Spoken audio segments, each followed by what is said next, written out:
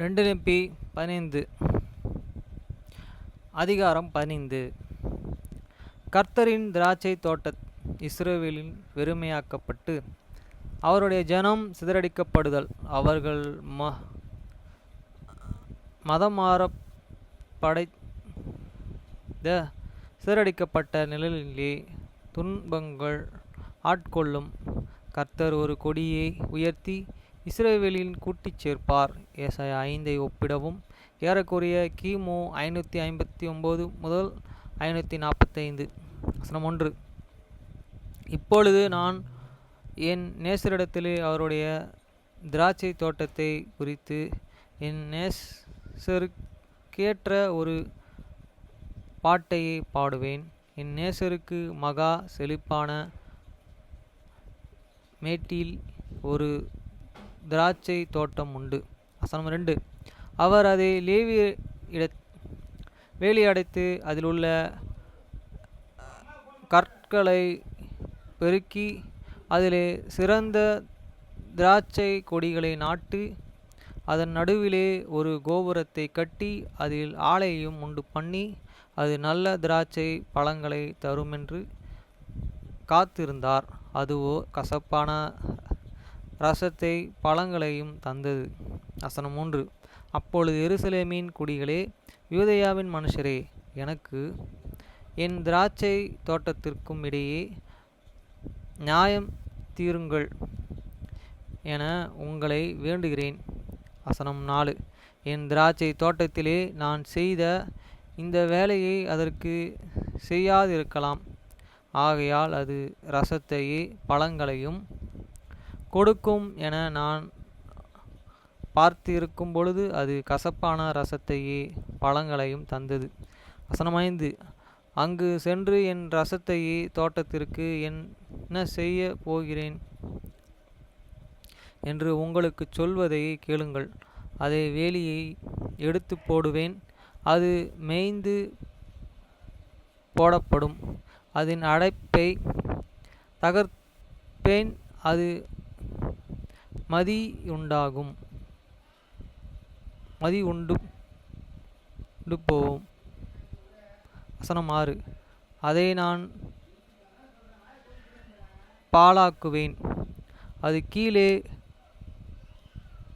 நறுக்கப்படாமலும் கிளை கொத்தி எடுக்கப்படாமலும் இருக்கும்.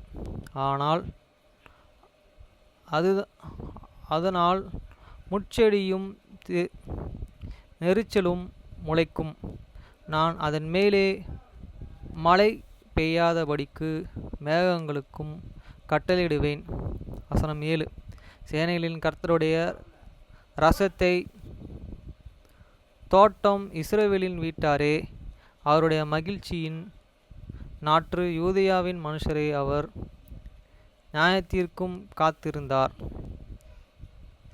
இதோ கொடுமை நீதிக்கும் காத்திருந்தார். ஆனால் இதோ முறைப்பாடு. வசனம் 8. பூமியின் நடுவே அவர்கள் மாத்திரம் வாசமாயிருக்கும்படி ஒரு இடம் இல்லாமற்று போகும் அளவும் வீட்டை விட்டு சேர்க்கிறவர்களுக்கு ஐயோ. வசனம் 9. என் செவிகளின் சேனைகளின் கர்த்தர் சொன்னதாவது, மெய்யாகவே அநேக வீடுகள் பாழாகும், பெரிய மற்றும் சிவந்தரியமுள்ள நகரங்களும் குடியில்லாமற்று போகும். வசனம் 10. ஆம், திராட்சை தோட்டத்தில் பத்தேர் ஒரு படிதோறும் ஒரு கால விதை ஒரு குறுநி விளையும். வசனம் 11. மதுபானத்தை நாடி அதிகாலமே எழுந்து இரவு வரைக்கும் தொடர்ந்து தங்களையே திராட்சை ரசம் சூடாக்கும்படி குடித்து கொண்டு இருப்பவர்களுக்கு ஐயோ. வசனம் 12. சுரம் மண்டலமும் தம்புருவும் மேளமும் நாகசுரமும் மதுபானமும் வைத்து விருந்து கொண்டாடுகிறார்கள். ஆனாலும் அவர்கள் கர்த்தரின் கிரிகையை நோக்குகிறதும் இல்லை, அவர் கர்த்தரின் செய்கைகளை சந்திக்கிறதும் இல்லை. வசனம் 13.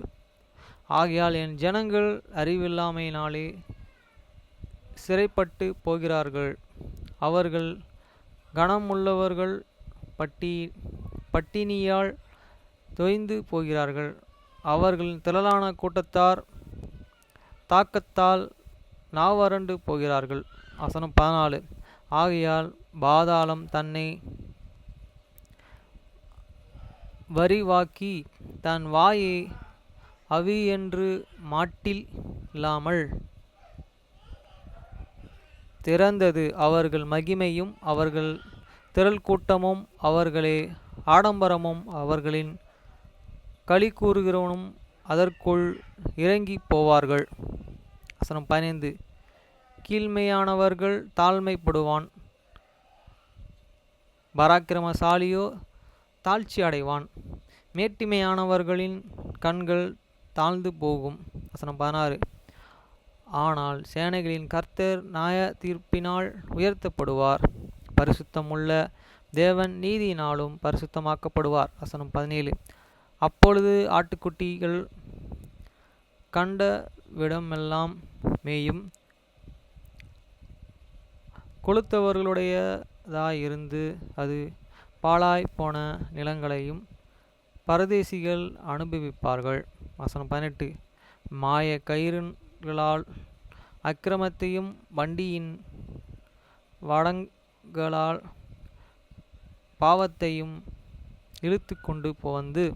வசனம் 19. நாம் பார்க்கும்படி அவர் தீவிரித்து தமது கிரிகைகளையே சீக்கிரமாய் நடப்பிக்கட்டும் என்று இஸ்ரவேலின் பரிசுத்தருடைய ஆலோசனைகளை நாம் அறியும்படி அது சமீபத்து வரவேண்டும் என்று சொல்லுகிறவர்களுக்கு ஐயோ. வசனம் 20. தீமையை நன்மை என்றும் நன்மையை தீமை என்றும் அழைப்பவர்களுக்கு வெளிச்சத்திற்கு இருளையும் இருளுக்கு வெளிச்சத்தையும்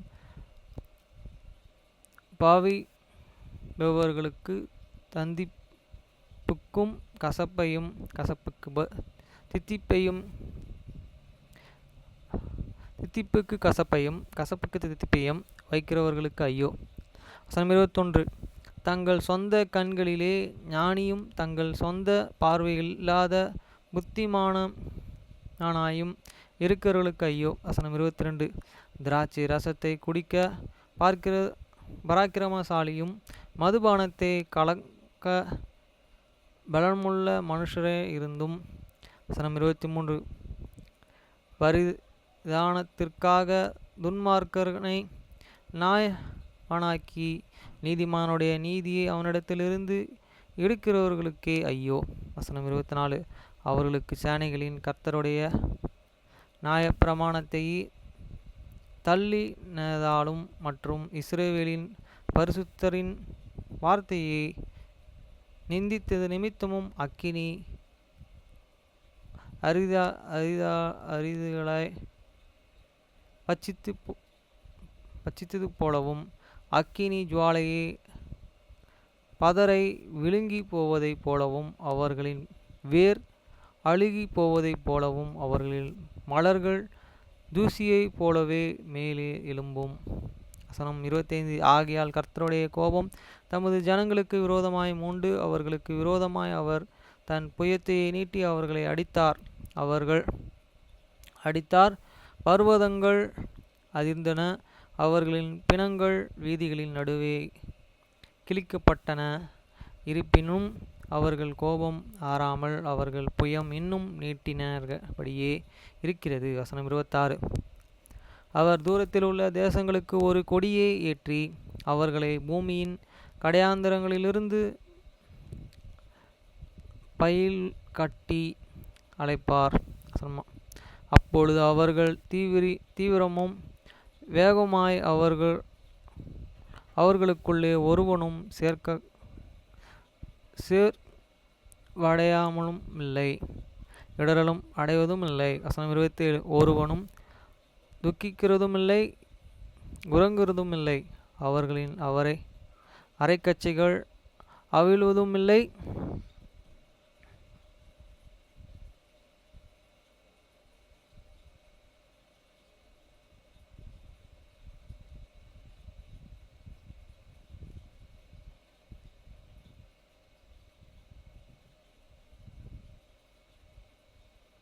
அரைக்கச்சைகள் அவிழ்வதுமில்லை, அவர்களின் பாதரட்சைகள் அவர் அருந்து போவதுமில்லை. வசனம் 28. அவர்களின் அம்புகளை கூர்மையாகவும் அவர்களின் எல்லா வில்லும் நாணனற்றவைகளுமாகவும் அவர்களின் குதிரைகளின் குளம்புகள் கண்மலையாக எண்ணப்படவைகளாகவும் அவர்கள் சக்கரங்கள் சுழற்சியைப் போலவும் சிங்கத்தின் கர்ஜிப்பை போலவும் இருக்கும்.